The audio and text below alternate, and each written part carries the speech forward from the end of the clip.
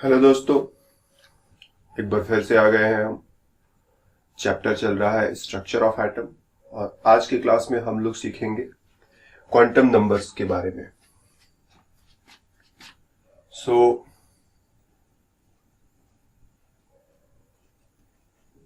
हमारे पास कुल मिलाकर के 4 क्वांटम नंबर्स होते हैं, जिसमें से पहला क्वांटम नंबर हो जाएगा principal quantum number.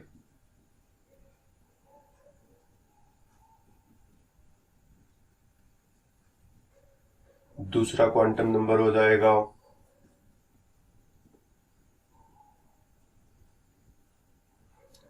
Azimuthal quantum number.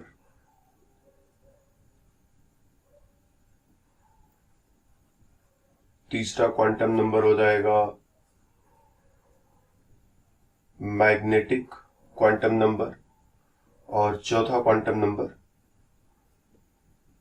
Spin quantum number. तो ये 4 क्वांटम नंबर्स हैं और क्या है ये तो मत ही पूछो थोड़ी देर के लिए, अभी एक्सपीरियंस के साथ समझ में आ जाएगा।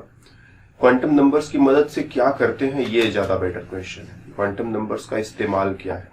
तो हम लोग जानते हैं कि जो इलेक्ट्रॉन होता है वो एटम के अंदर सेल्स में रहता है, फिर सेल्स के अंदर सब सेल्स होते हैं, सब सेल्स के अंदर ऑर्बिटल्स होते हैं। तो एटम, कोई भी एटम लोगे तो एटम के अंदर सेल्स हैं, सेल्स के अंदर सब सेल्स हैं, सब सेल्स के अंदर ऑर्बिटल्स भी हैं और इन्हीं ऑर्बिटल्स के अंदर जो है इलेक्ट्रॉन रहता है। तो जैसे मान लो हमने कह दिया कि इलेक्ट्रॉन मेरा जो है वो 4th सेल के अंदर है, तो अब बारी आएगी 4th सेल के अंदर 4s होता है, 4p होता है, 4d होता है, 4f होता है। बताओ तुम्हारा इलेक्ट्रॉन किस में है? इसमें है कि इसमें है कि इसमें है कि इसमें है? तो चलो हमने टिक कर दिया कि मेरा इलेक्ट्रॉन डी में है। फिर अब बात आएगी कि जो डी सबसेल होता है इसके अंदर 5 ऑर्बिटल्स होते हैं, 1 2 3 4 और 5 ऑर्बिटल्स। ये जिस इलेक्ट्रॉन की बात कर रहे हो वो इलेक्ट्रॉन कौन से ऑर्बिटल में है? तो चलो हमने कह दिया, मान लिया ये बीच वाला ऑर्बिटल है। और जब इस ऑर्बिटल के अंदर भी जाओगे तो इस ऑर्बिटल के अंदर 2 इलेक्ट्रॉन तुम्हें देखने को मिलेंगे, क्लॉकवाइज स्पिन के साथ और एक एंटी क्लॉकवाइज स्पिन के साथ। तुम्हारा इलेक्ट्रॉन कौन सा वाला है? तुम किस इलेक्ट्रॉन की बात कर रहे हो, इसकी या इसकी? तो चलो कह देंगे हम लोग इसकी बात कर रहे हैं। तो इस तरह से अगर मेरे को एक इलेक्ट्रॉन का लोकेशन सेट करना है, बताना है कि एटम के अंदर वो इलेक्ट्रॉन कहाँ है, तो मुझे साफ साफ बता करके भेजना पड़ेगा कि तुम चौथे सेल के अंदर इस वाले सब सेल और उसके भी अंदर इस वाले ऑर्बिटल में चले जाना और सीधा और उल्टा 2 इलेक्ट्रॉन वहां लेटे होंगे, एक क्लॉकवाइज स्पिन वाला, एक एंटी क्लॉकवाइज स्पिन वाला, और तुम जो है क्लॉकवाइज स्पिन वाले से मिलना, यही जो है मेरा वाला इलेक्ट्रॉन है। तब जो है बात पूरी होती है। तो अगर एक इलेक्ट्रॉन के बारे में हम पूरी बात कहना चाहते हैं, पूरा इंफॉर्मेशन देना चाहते हैं कि वो कहाँ रह रहा है या कहाँ रहता है, तो हमें उसके सेल को, सब सेल को, ऑर्बिटल को और इलेक्ट्रॉन के स्पिन को, 4 चीजों को बताना पड़ेगा। और इन 4 चीजों को हम डायरेक्टली बता सकते हैं कि 4th सेल है, उसमें डी सब सेल है और ये मिडिल वाला ऑर्बिटल है और ये क्लॉकवाइज वाला इलेक्ट्रॉन है। हम तो शब्दों में ऐसे बता सकते हैं। और दूसरा, हम कोडेड लैंग्वेज, हम लोग शब्दों में बात न करके नंबर्स में बात करें। जैसे हमारे लेटर्स पर हम लोग कहीं एक दूसरे को चिट्ठियां भेजते हैं, लेटर्स भेजते हैं, सामान मंगाते हैं, तो हम लोग वहां पर एक पिन कोड देते हैं। तो पिन कोड में क्या है, जो नंबर्स होते हैं वो नंबर्स बताते हैं। पहला नंबर कुछ इंडिकेट करेगा कौन से स्टेट में जाना है, दूसरा नंबर इंडिकेट करेगा कौन से स्टेट के कौन से सिटी में जाना है, तीसरा नंबर भी इसी तरह से कुछ इंडिकेट करता होगा, चौथा नंबर भी कुछ इस तरह से इंडिकेट करता होगा। तो ये पिन कोड जो तुम लिखते हो, ये पिन कोड ऐसा नहीं कि बस फालतू ही कुछ लिख दिया। ये पिन कोड अच्छी तरह से बताता है कि लेटर को कहां तक ले जाना है। केवल अकेले लेटर पर पिन कोड लिखा रहेगा तो उसकी मदद से जो है, अच्छा पोस्टमैन यदि है, समझदार है, वो पिन कोड को समझता है। तो केवल पिन कोड देख करके तुम्हारा लेटर जो है तुम्हारे लोकेलिटी तक, तुम्हारे मोहल्ले तक, तुम्हारी कॉलोनी तक लेकर के चला आएगा। अगर उस पर केवल तुम्हारा नाम लिखा हो तो पूछ करके लोगों से कि भाई ये बंदा कहाँ रहता है, तुम्हारे घर तक पहुंच जाएगा। तो ठीक वैसे ही यहाँ पर हम लोग सेल्स, सब सेल्स, ऑर्बिटल्स और इलेक्ट्रॉन्स को प्रेजेंट करने के लिए कोड नंबर्स का इस्तेमाल करेंगे और वही कोड नंबर्स जो है क्वांटम नंबर्स के नाम से जाने जाते हैं यहाँ पर। तो प्रिंसिपल क्वांटम नंबर हम लोग सेल को डिस्क्राइब करने के लिए, एजीमुथल क्वांटम नंबर सब सेल के लिए, मैग्नेटिक क्वांटम नंबर ऑर्बिटल्स को बताने के लिए, ठीक, और spin quantum number definitely spin off electron के लिए, स्पिन ऑफ इलेक्ट्रॉन्स के लिए। तो चार चीजें हैं और चारों के लिए एक एक क्वांटम नंबर्स है। प्रिंसिपल क्वांटम नंबर को हम लोग most of the time n से दिखा देते हैं, और इसी तरह से एजीमुथल क्वांटम नंबर इसे हम लोग most of the time small l से दिखा देते हैं। मैग्नेटिक क्वांटम नंबर को स्मॉल m से दिखा देंगे, और स्पिन क्वांटम नंबर इसे हम लोग स्मॉल s से दिखा देंगे। तो चारों के लिए चार सिंबल्स ले लिए। फिर इनका वैल्यू क्या क्या होगा? तो प्रिंसिपल क्वांटम नंबर का जो वैल्यू है वो 1 से स्टार्ट होता है।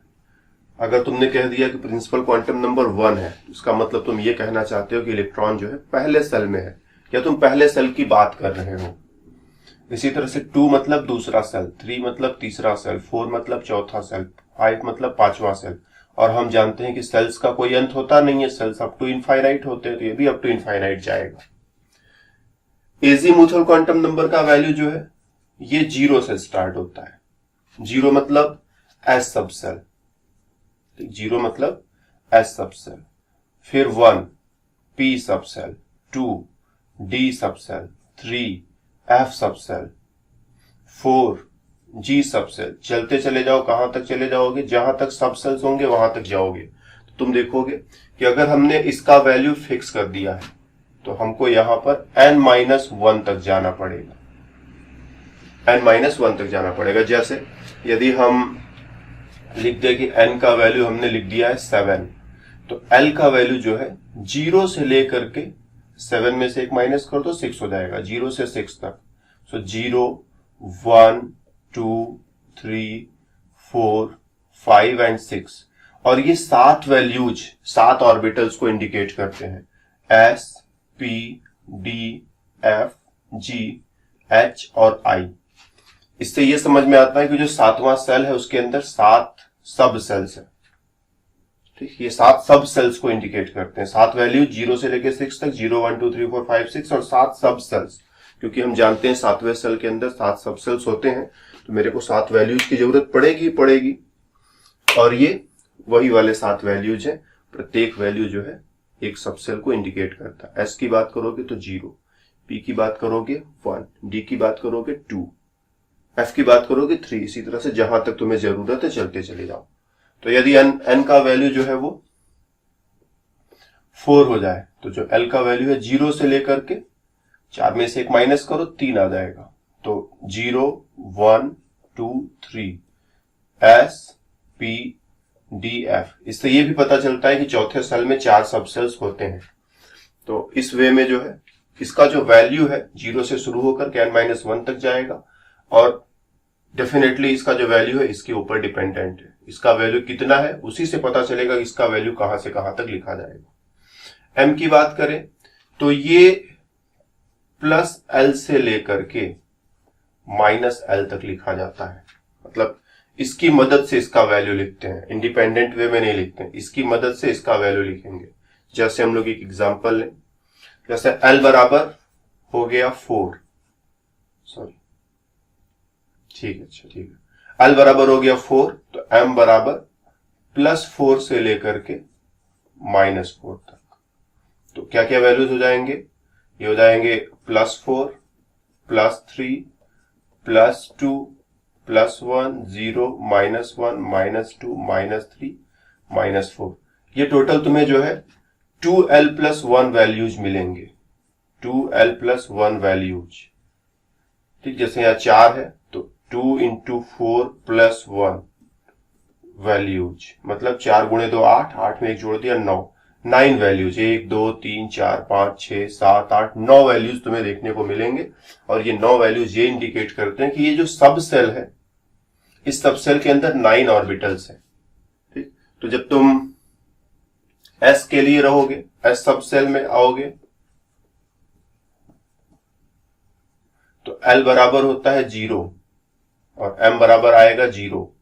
ये इंडिकेट करता है इसमें बस एक ही ऑर्बिटल होता है। P सब सेल में आओगे, P सब सेल के लिए L बराबर होता है 1। ठीक है, इस चीज को याद रखें। यहां से हम उठा रहे हैं इसको ना, कहां से उठा रहे हैं, ये S के लिए एजीमुथल क्वांटम नंबर 0, P के लिए एजीमुथल क्वांटम नंबर 1, D के लिए एजीमुथल क्वांटम नंबर 2, F के लिए एजीमुथल क्वांटम नंबर 3, G के लिए एजीमुथल क्वांटम नंबर 4। तो यहां से हम लोग इसको उठा ले रहे हैं। तो जो हमारे सब सेल्स हैं SP DF G H वगैरह वगैरह, और सब सेल्स के लिए जो क्वांटम नंबर्स है 0 1 2 3 4 वगैरह वगैरह, और उसको हम L से इंडिकेट कर रहे हैं। तो वही चीज हमने यहाँ किया हुआ है। L बराबर 4 लिखा है तो M के वैल्यूज +4 से -4 तक। L बराबर 0 लिखा है तो M का वैल्यू 0 हो जाएगा। L बराबर 1 लिखोगे तो M का वैल्यू +1 0 -1 होगा, जो ये इंडिकेट करता है कि P में जो है 3 ऑर्बिटल्स होते हैं। एक ऑर्बिटल के लिए वैल्यू +1 हो जाएगा, दूसरे के लिए 0 हो जाएगा, तीसरे के लिए -1 हो जाएगा। किसके लिए क्या होगा अभी कुछ कहा नहीं जा सकता, किसी के लिए कुछ भी रख दो चलेगा। ठीक, किसी के लिए कुछ भी रख दो, तुम +1 पहले लिख दो कि -1 पहले लिख दो कि 0 पहले लिख दो, इससे फर्क नहीं पड़ता। ऐसा कोई जरूरी नहीं किसी क्रम में लिखना है, बस 3 वैल्यूज है और यही 3 वैल्यूज +1 0 और -1, क्रम तुम कुछ भी कर दो। तुम कह दो इस वाले ऑर्बिटल के लिए +1 है या इस वाले ऑर्बिटल के लिए -1 है तो भी चलेगा, इस वाले ऑर्बिटल को 0 से दिखा दो तो भी चलेगा, फिर बचे हुए वैल्यूज इन दोनों के लिए इस्तेमाल करेंगे। तो कुछ भी कह सकते हो, कोई मुश्किल नहीं है। इसी तरह से जब L बराबर 2 लिखोगे तो ये D सब सेल को इंडिकेट करेगा, D सब सेल को। और M का वैल्यू देखोगे तो +2 से लेकर के -2 तक, तो +2 +1 0 को भी शामिल कर रहा है ना, -1 -2, 5 वैल्यूज जो कि इस बात को इंडिकेट करते हैं कि D में तुम्हारे पास 5 ऑर्बिटल्स है और प्रत्येक ऑर्बिटल के लिए एक एक वैल्यू +2 +1 0 -1 -2। किसके लिए कौन सा है ये अभी हम फिक्स नहीं करेंगे, किसी के लिए कुछ भी रख सकते हैं। हम इसको कह सकते हैं इसके लिए +2 है, या हम कह सकते हैं नहीं इसके लिए +1 है, हम कह सकते हैं नहीं हम इसके लिए 0 रखना चाहते हैं, हम इसके लिए -1 रखना चाहते हैं या -2 रखना चाहते हैं, तो इसको कोई भी एक वैल्यू दे सकते हैं। फिर बचे हुए 4 वैल्यूज इन चारों को बांटेंगे। इसी तरह से इसको भी कोई वैल्यू दे सकते हैं, बचे हुए वैल्यूज इसको बांटेंगे। तो किसी भी ऑर्बिटल के लिए कोई भी वैल्यू इस्तेमाल कर सकते हैं। अगर हम एक इलेक्ट्रॉन यहां रख दें तो हम ये नहीं कह सकते कि इसके लिए +2 ही लेना पड़ेगा, हम इसके लिए +1, इसके लिए 0, इसके लिए -1, इसके लिए -2, कुछ भी इस्तेमाल जो है कर सकते हैं। 5 ऑर्बिटल्स 5 वैल्यूज ये फिक्स्ड है, और कौन से ऑर्बिटल के लिए कौन सा वैल्यू है ये फिक्स नहीं है। जैसे हमारे घर में जो है सपोज 4-5 लोग रहते हैं, मान लो 5 लोग रहते हैं और बाजार से हम जो है 5 मिठाइयां खरीद लाए, तो कौन सी मिठाई किसके लिए अभी फिक्स नहीं है, किसी को भी कोई भी मिठाई दी जा सकती है। लेकिन हाँ, एक बंदा एक मिठाई खा गया तो वो मिठाई खत्म, बचे हुए 4 मिठाई ही बचे हुए 4 लोगों में बांटने के बारे में सोचा जा सकता है। इसी तरह से अगर L बराबर 3 हो जाए तो जो M का वैल्यू होगा +3 से लेकर के -3 तक लिखते चले जाओ, +3 +2 +1 0 -1 -2 -3, जो कि 7 ऑर्बिटल्स। L बराबर 3 मतलब F सब सेल, F सब सेल इस बात को इंडिकेट करता है कि F सब सेल में 7 ऑर्बिटल्स, 1 2 3 4 5 6 और 7, 1 2 3 4 5 6 7 ऑर्बिटल्स होते हैं। तो इस वे में जो है ये जो क्वांटम नंबर्स है इनके वैल्यूज जो है मीनिंग रखते हैं, बस ऐसे ही कुछ भी नहीं लिख देना है। तो प्रिंसिपल क्वांटम नंबर का वैल्यू 1 से लेके अप टू इनफाइनाइट तक। ठीक, एजीमुथल क्वांटम नंबर का वैल्यू 0 से n-1 तक, और प्रत्येक वैल्यू एक सब सेल को दिखाएगा। और मैग्नेटिक क्वांटम नंबर का वैल्यू L पर डिपेंड करता है। ठीक, M का वैल्यू L पर डिपेंड करता है और L का वैल्यू N पर डिपेंड करता है, तो हम कहते हैं M का वैल्यू जो है L और N दोनों पर डिपेंड करेगा। ध्यान देना, M का वैल्यू L पर डिपेंड करता है और L का वैल्यू N पर डिपेंड करता है, तो मतलब M का वैल्यू डायरेक्टली L पर डिपेंड करता है और इनडायरेक्टली N पर भी डिपेंड करता है। तो मैग्नेटिक क्वांटम नंबर का वैल्यू इन दोनों पर डिपेंड करता है। फिलहाल इसके जो है अगर L के वैल्यूज मेरे को पता है तो M के इतने सारे वैल्यूज लिखे जा सकते हैं, और प्रत्येक वैल्यू जो है क्या दिखाता है, एक ऑर्बिटल को दिखाता है कि हाँ ये एक ऑर्बिटल, कोई ना कोई एक ऑर्बिटल होगा। राइट, और स्पिन क्वांटम नंबर इसके लिए सिर्फ 2 ही वैल्यूज है, +1/2 एंड -1/2। इलेक्ट्रॉन के 2 ही स्पिन होते हैं, क्लॉकवाइज एंड एंटी क्लॉकवाइज, तो दोनों स्पिन्स के लिए एक एक वैल्यूज, +1/2 एंड -1/2। तो जो जो पॉसिबिलिटी हो सकती है इलेक्ट्रॉन के रहने के लिए, इलेक्ट्रॉन किसी भी सेल में, किसी भी सब सेल में, किसी भी ऑर्बिटल में, किसी भी स्पिन के साथ रह सकता है, तो उन सारी पॉसिबिलिटीज को हैंडल करने के लिए मेरे पास एक एक क्वांटम नंबर्स है। ठीक, यहां पर जैसे हम लोग एक छोटा सा प्रश्न करें, क्वेश्चन कुछ ऐसा रहे, right all possible values of azimuthal quantum number and magnetic quantum number for principal quantum number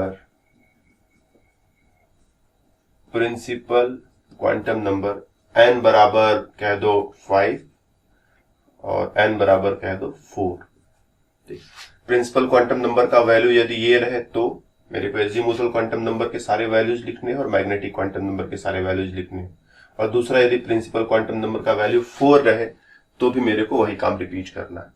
तो n बराबर 5, हम कहेंगे n बराबर 5 है, तो l बराबर 0 से लेकर के 5 में से 1 कम कर दो 4 हो जाएगा, तो ये हो जाएगा 0 1 2 3 4। कितने वैल्यूज मिल गए? 5 वैल्यूज मिल गए, जो ये बताते हैं कि 5वें सेल के अंदर 5 सब सेल्स हैं, S P D F G, नाम भी तुम बता सकते हो। फिर M की बात आएगी, तो 0 से तुम्हें मिलेगा 0, 1 से तुम्हें मिलेगा +1 0 -1, 2 से तुम्हें मिलेगा +2 +1 0 -1 -2, 3 से तुम्हें मिलेगा +3 +2 0 +1 0 -1 -2 -3, और 4 से तुम्हें मिलेगा +4 +3 +2 +1 0 -1 -2 -3 एंड -4। तो इस वे में जो है तुम्हें n का वैल्यू 5 है, तो l के 5 वैल्यूज और m के कुल देखना 5 का स्क्वायर 25 वैल्यूज हो जाएंगे। तुम काउंट करो, देखो 1 2 3 4 5 6 7 8 9 10 11 12 13 14 15 16 17 18 19 20 21 22 23 24 25 वैल्यूज है।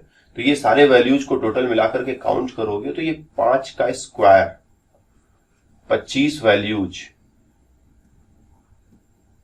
जो कि ये इंडिकेट कर रहे हैं कि 25 ऑर्बिटल्स हैं कुल यहां पर। ठीक, एस में एक ऑर्बिटल मिलेगा, ये एसपीडीएफ है ना, एसपीडीएफजी, एसपीडीएफजी। एस में एक ऑर्बिटल मिलेगा, पी में 3 ऑर्बिटल मिलेंगे, डी में 5 ऑर्बिटल मिलेंगे, एफ में 7 ऑर्बिटल मिलेंगे, जी में 9 ऑर्बिटल्स मिलेंगे, और सब मिला करके देखोगे तो 25 ऑर्बिटल मिलेंगे। तो हम लोग कंक्लूड क्या कर सकते हैं कि अगर हम nth सेल में है तो L के लिए n वैल्यूज, ठीक, n वैल्यूज, या फिर हम ऐसे कहते हैं, इसको इस वे में लिखें, तो प्रिंसिपल क्वांटम नंबर हमने फिक्स कर दिया, प्रिंसिपल क्वांटम नंबर हमने फिक्स कर दिया, कह दिया इसका वैल्यू n है। ठीक, तो एजीमुथल क्वांटम नंबर के लिए L वैल्यूज मिलेंगे तुम्हें, n वैल्यूज मिलेंगे तुम्हें, n values from 0 to n-1। ठीक, इन वैल्यूज को काउंट करोगे तो n वैल्यूज हो जाएंगे। जैसे यहां पर 5 लिखोगे तो यहां तुम्हें 5 वैल्यूज मिलेंगे, यहाँ 6 लिखोगे तो यहां तुम्हें 6 वैल्यूज मिलेंगे, यहाँ 10 लिखोगे तो 0 से लेकर 9 तक तुम्हें 10 वैल्यूज देखने को मिलेंगे। तो ये चीज कहना है मेरा। और फिर अगर मैग्नेटिक क्वांटम नंबर को तुम देखते हो, मैग्नेटिक क्वांटम नंबर को देखते हो तो n स्क्वायर, जैसे यहाँ 5 है तो यहाँ 5 का स्क्वायर 25 वैल्यू, यहाँ 6 है तो यहाँ 6 का स्क्वायर 36 वैल्यू, जो कि ये दिखाता है कि वहां पर 36 ऑर्बिटल्स होंगे। तो इस वे में जरूरत पड़ने पर कभी वैल्यूज हमें लिखने, कभी कभी ऐसा होता है कि हमें वैल्यूज लिखने नहीं होते, जस्ट काउंट करने होते कि कितने वैल्यूज मिलेंगे। लिखो मत क्या क्या वैल्यू थे, जस्ट काउंट कर डालो कि कितने वैल्यूज। तो हम अब या तो ऐसा करें कि 25 वैल्यू पहले लिखें और फिर लिख लिख करके ऐसे काउंट करें कि 1 2 3 4 करते करते 25 वैल्यूज, या फिर दूसरा काम हम कर सकते हैं कि ये चीज स्कीम को माइंड में रखें कि प्रिंसिपल क्वांटम नंबर यदि n है तो एजीमुथल क्वांटम नंबर के लिए n वैल्यूज और मैग्नेटिक क्वांटम नंबर के लिए n स्क्वायर वैल्यूज। तो अगर n बराबर 6 हो गया तो l के लिए 6 वैल्यूज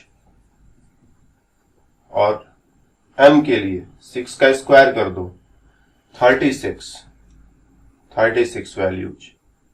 ये 6 वैल्यूज तुम्हें लिखने पड़े तो क्या लिखोगे 0 से लेकर के 5 तक, और यहां 36 वैल्यूज लिखने पड़ जाए तो फिर 0 से 0, 1 से +1, 0 -1, 2 से +2 से लेके -2 तक, 3 से 4 से 5 से इसी तरह से एक्सपेंड करो, हो जाएगा।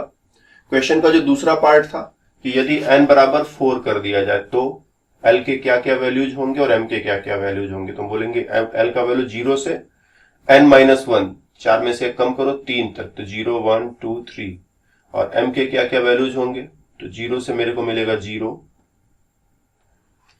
1 से मेरे को मिलेगा, ऐसे लिख रहे हैं ना, 0 से मेरे को मिला 0, 1 से हमें मिला +1 0 -1, 2 से हमें मिला +2 +1 0 -1 -2, और 3 से हमें मिला +3 +2 +1 0 -1 -2 -3।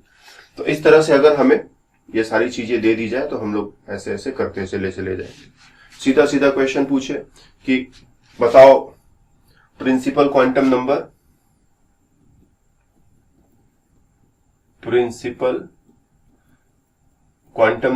n बराबर 10 है, तो इसके लिए मैग्नेटिक क्वांटम नंबर के कितने वैल्यूज पॉसिबल हैं, how many values are possible. तो हम बोलेंगे n स्क्वायर, बोले तो 10 का स्क्वायर, अगर 100 वैल्यूज मिलेंगे, और जरूरत पड़ेगा तो 100 वैल्यूज लिखकर दिखा भी डालेंगे। हमसे क्वेश्चन कह दिया एजीमुथल क्वांटम नंबर,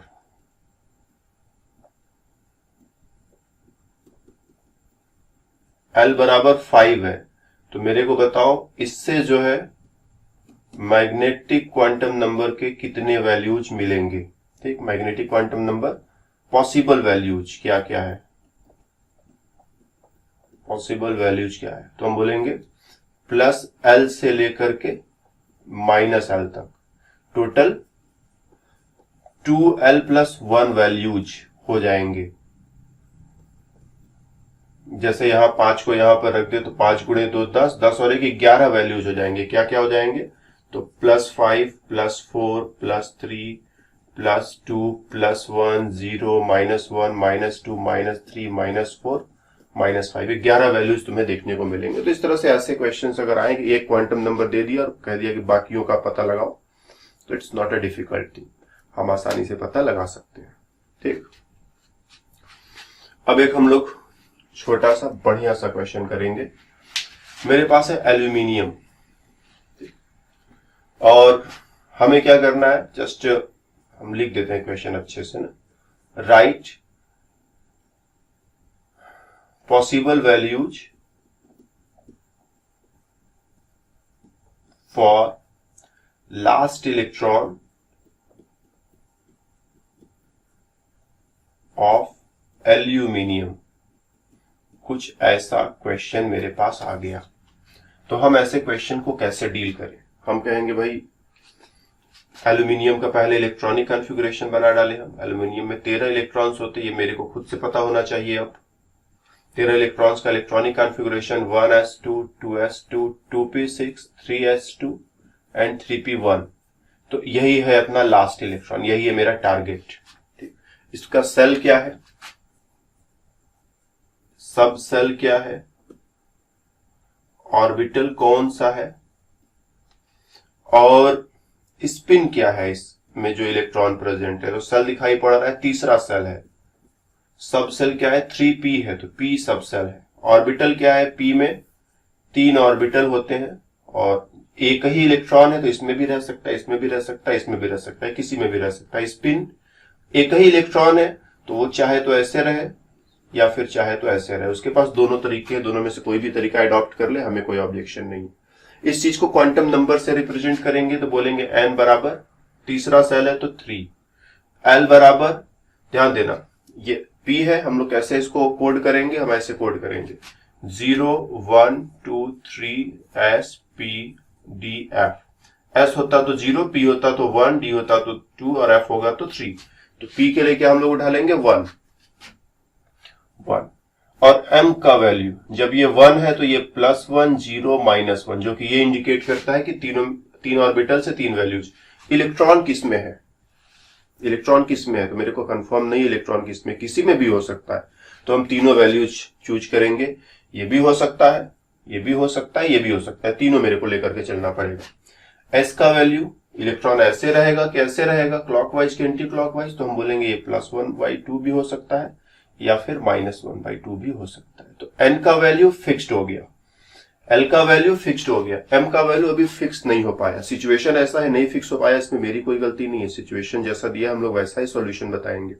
कहा था अंतिम इलेक्ट्रॉन के लिए सब पॉसिबल वैल्यूज क्या होंगे, तो हम कहेंगे ये भी पॉसिबल है, ये भी पॉसिबल है, ये भी पॉसिबल है, और इन दोनों में से कोई भी पॉसिबल है। तो इस तरह से एल्यूमिनियम के लास्ट इलेक्ट्रॉन के लिए हम लोग सारा क्वांटम नंबर लिख सकते हैं। कुछ ऐसा ही क्वेश्चन जो है सोडियम के लिए हो जाए, last electron of sodium, sodium का एटॉमिक नंबर हमको पता यदि है 11, तो हम फटाफट इलेक्ट्रॉनिक कॉन्फ़िगरेशन बना लें 1s2 2s2 2p6 3s1, यही है लास्ट इलेक्ट्रॉन। ठीक, सेल क्या है 3, सब सेल क्या है s, ऑर्बिटल क्या है बाइलक, s में एक ही ऑर्बिटल होता है तो ज्यादा खोजना नहीं है कौन सा ऑर्बिटल है। स्पिन कैसा होगा तो उसमें एक ही इलेक्ट्रॉन है, उसकी मर्जी, वो चाहे तो क्लॉकवाइज रहे चाहे तो एंटी क्लॉकवाइज रहे। तो n बराबर हुआ 3, s के लिए coding 0 1 2 3 s p d f, तो s के लिए 0 है सो 0, मैग्नेटिक क्वांटम नंबर 0 है तो ये भी 0 ही हो जाएगा, +0 से -0 तक लिखोगे तो कुल मिला के 0 के अलावा कुछ मिलेगा नहीं तुम्हें। स्पिन क्वांटम नंबर +1/2 या फिर -1/2। तो इस बार ये 3 वैल्यूज फिक्स्ड है और चौथा वैल्यू जो है वो फिक्स्ड नहीं चल रहा। तो इस वे में बड़े ही आसानी से हम लोग पता लगा सकते हैं किसी टारगेट इलेक्ट्रॉन के लिए कि ये इलेक्ट्रॉन यहां है तो इसके लिए क्वांटम नंबर्स क्या क्या होंगे। जैसे एक डिफरेंट क्वेश्चन लेते हैं, सपोज मेरे पास एक इलेक्ट्रॉन है जो 4f में रहता है, तो इसके लिए मेरे को प्रिंसिपल क्वांटम नंबर और एजीमुथल क्वांटम नंबर का वैल्यू लिखना है, मैग्नेटिक क्वांटम नंबर का वैल्यू लिखना है। ठीक, तो हम क्या बोलेंगे 4f में है तो 4 का मतलब चौथा सेल है, तो n बराबर 4 हो गया सीधे सीधे। f के लिए क्या करोगे 0 1 2 3 s p d f, l बराबर f के लिए 3 हो जाएगा। m का वैल्यू, f में टोटल 7 ऑर्बिटल्स होते हैं, वो तुम यहां से एक्सपैंड करके देख भी सकते हो, तो +3 +3 +2 +1 0 -1 -2 -3, तो ये दो वैल्यूज फिक्स्ड है, लेकिन ये वैल्यू अभी फिक्स नहीं हो पाया, 7 में से कोई भी वैल्यू हो सकता है। इसी तरह से कह दिया 7d है, इसके लिए n l और m बताओ, 7वां सेल है n बराबर 7, d है 0 1 2 3 s p d f, 2 के लिए d हमने चुन लिया या d के लिए 2 हमने चुन लिया, और m का वैल्यू +2 से लेकर के +1 तक लिखते चले जाओ, तो ये सारे केसेज हो जाएंगे। ठीक, तो काफी इंटरेस्टिंग है, बहुत ही आसानी से एक को पकड़ करके दूसरे को पकड़ करके तीसरे को हम लोग काफी आसानी से करते चले जा रहे हैं। एक और छोटा सा क्वेश्चन हम लोग करेंगे, हम क्वांटम नंबर्स के कुछ सेट लिख देते हैं। सेट 1, n का वैल्यू कह दिया 5 है, l का वैल्यू कह दिया 6 है, m का वैल्यू कह दिया +2 है और s का वैल्यू कह दिया +1/2 है। क्या ये सेट सही है? क्या ऐसा कोई इलेक्ट्रॉन हो सकता है जिसके लिए ये पॉसिबल वैल्यूज हो सकते हैं? तो हम कहेंगे n का वैल्यू क्या है 5 लिया हुआ है, हम जानते हैं n का वैल्यू 1 से शुरू होता है, 2 3 4 अप टू इनफाइनाइट कुछ भी चूज कर सकते हैं। तो अगर 5 चुना है तो सॉरी 5 चुना है तो कुछ गलती करी नहीं है, ठीक ही है, इट्स ओके। 1 से लेकर इनफाइनाइट तक कुछ भी चुन सकते हैं, तो 5 चुन लिया, अच्छा है। L बराबर 6 चुना है, तो यदि n बराबर 5 है तो L का वैल्यू 0 से लेकर के 4 तक ही 0 से लेकर के 4 तक ही हो पाएगा। इसके बाहर अगर जाते हो तो गलत हो जाएगा, तो ये यहीं पर गलत हो गया, बाकी को देखना ही नहीं है। इसी तरह से सपोज हम एक दूसरा सेट तुम्हारे लिए बना दें, सेट नंबर 2, n बराबर कह दो 5 है, L बराबर 2 है, m बराबर +3 है और s बराबर +1/2 है। ये सेट सही की गलत? तो n का वैल्यू 5 है, n का जो एक्सेप्टेबल वैल्यू है वो 1 से शुरू होता है, 1 2 3 और अप टू इनफाइनाइट जाता है, तो बीच में 5 आएगा ही आएगा। Okay fine. जब इसका वैल्यू सेट कर दिया तो इसका वैल्यू ये 5 है, तो ये 0 से लेकर के 4 तक के बीच में हो सकता है। अगर उस रेंज में है तो ठीक है, रेंज से बाहर है तो गलत, तो रेंज के अंदर है इसलिए इस बार सही है। इसका वैल्यू 2 है तो इसका वैल्यू +2 से लेकर के -2 तक हो सकता है। इस रेंज के अंदर है तो ठीक, रेंज के बाहर है तो गलत, तो +2 से -2 के बीच में ये नहीं आएगा, मतलब फिर गड़बड़ हो गया। तो इस तरह से हम चेक कर सकते हैं कि क्वांटम नंबर्स का कोई गिवन सेट है तो सही है या नहीं सही है। एक और एग्जांपल लेते हैं जिसमें सारे वैल्यूज हम थोड़े अच्छे लिखें। Set 3, n = 10, m = 7, L = 7, m = 0 और s = -1/2। चलेगा कि नहीं चलेगा? ये सेट चलेगा, सही है। तो हम कहेंगे n बराबर 10 है, n का जो एक्सेप्टेबल वैल्यू है 1 से स्टार्ट होकर के इनफाइनाइट तक जाता है, तो बीच में 10 तो आएगा ही, फाइन। इसका वैल्यू 10 फिक्स हो गया तो L का वैल्यू 0 से लेकर के 9 के बीच में कुछ भी हो सकता है, ये उसी रेंज में है, सही है।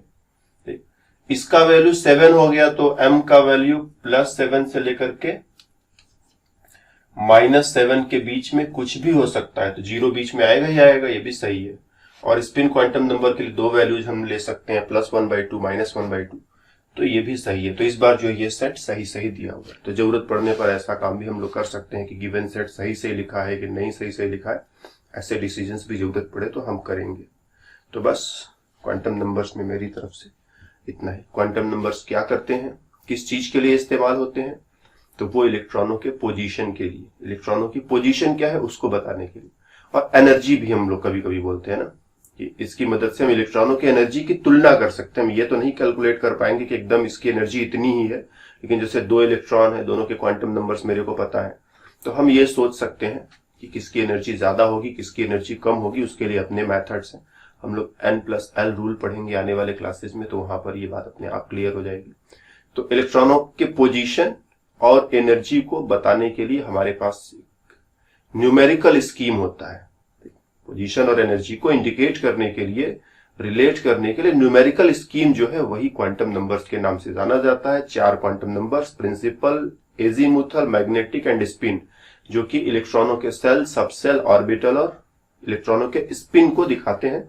और यहां पर एक बड़ी बात है थोड़ी सी, अभी आगे तुम लोग समझोगे। जब हम लोग आगे बढ़ेंगे तो हम लोग एक इक्वेशन पढ़ेंगे, श्रोडिंजर वेव इक्वेशन।